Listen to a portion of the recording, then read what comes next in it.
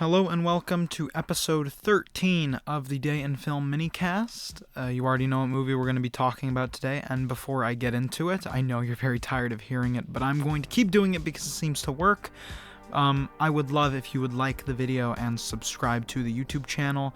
It really does mean the world to me, and it's such a small thing for you to do. It's definitely working because last time I recorded we were at 96 and now we're at 97 subs. One sub closer to the big 100, and from there 1,000 isn't that far. But yeah, with that all out of the way, I would really appreciate if you subscribed. It really does mean the world to me, and if you like this kind of content, then why not stick around? I hope I don't sound too tired this time, guys. Yeah, so the second movie of today, the 27th of September 2024, a Friday, I watched The Outsiders, and I'd been meaning to watch The Outsiders for a really long time. This is a Francis Ford Coppola directed film, which I learned a lot of people did not know. At least every time I bring up his name in relation to this movie, they go, "Oh, really?" Because I think Francis Ford Coppola has this perception around him that he's like the Godfather and Apocalypse Now guy, which makes sense because those are his two most successful movies. But I think Francis Ford Coppola is so much more than that, but that's a discussion for another time. The Outsiders, to summarize the plot, it follows a greaser boy and a group of greasers going through their day-to-day lives and dealing with the struggles of being a greaser and an outsider, as the title suggests, and suffering the consequences for a good deed more than they did a bad one. I think the premise of this movie is very good. I want to say that this is also a book. Like, this was a book before a movie, which I don't know, could be true or couldn't be true. I couldn't tell you. I do not fact check anything before I go to record these, except for the number of episode that we're on. But yeah, I'm not sure if this was a book before, but I think the story is good, or at least the main conflict of the story, and it's kind of a spoiler, but that being the rescuing of the children from the burning house, or the burning church.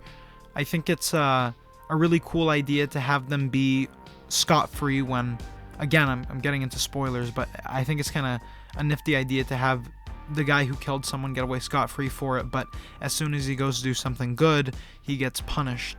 I think it's a just kind of nifty, cool idea, and I think it's executed pretty well. And I mean, it has nothing to do with it, but to poorly segue into, I think, my favorite thing about this movie, I love what this movie does by doing so little. A lot of this movie is just the boys walking around, just kind of hanging out or talking to each other or just talking shit to a bunch of socks or whoever it may be. And I love the atmosphere that it brings, like this endless youth just kind of bumming around their hometown forever.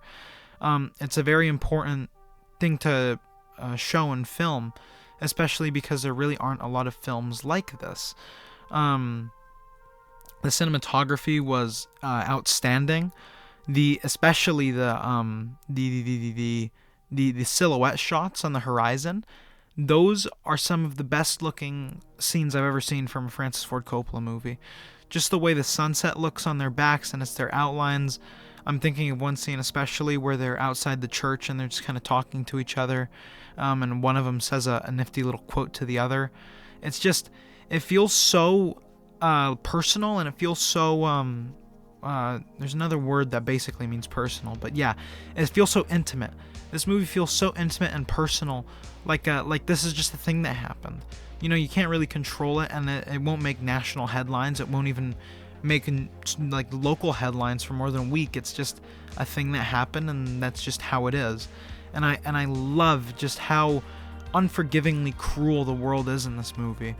And seeing this group of misguided boys kind of have to link together just to try and get through. I think it's a really nifty idea. I think the score is pretty good too.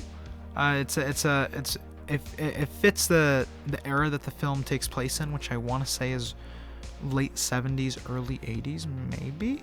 I'm not positive.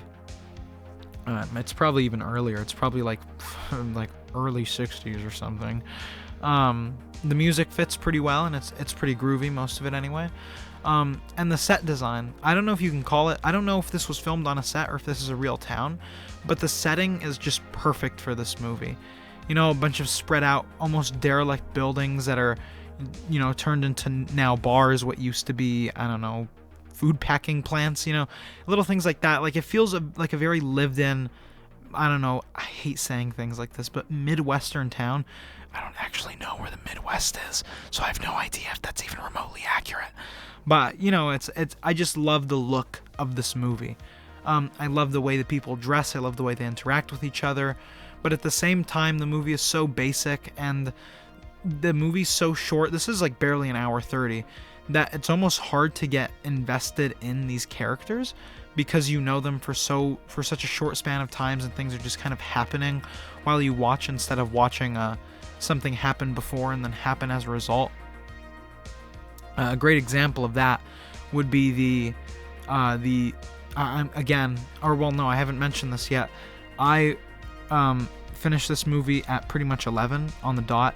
I was incredibly tired watching this movie, and because it was on Tubi, I may or may not have napped during the ads, and therefore the movie felt a little more scattered than I thought.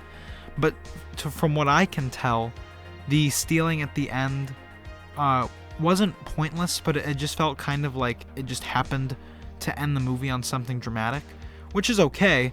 But I just for the magnitude of the situation, I wish they set it up a little bit better.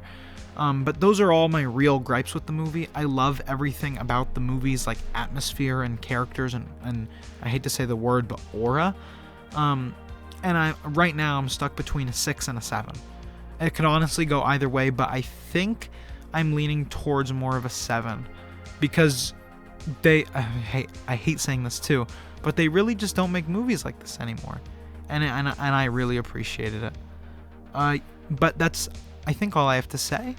I think I hit every point I really wanted to. Good actors, blah blah blah. I hope you have a wonderful day, and I will see you in the theaters.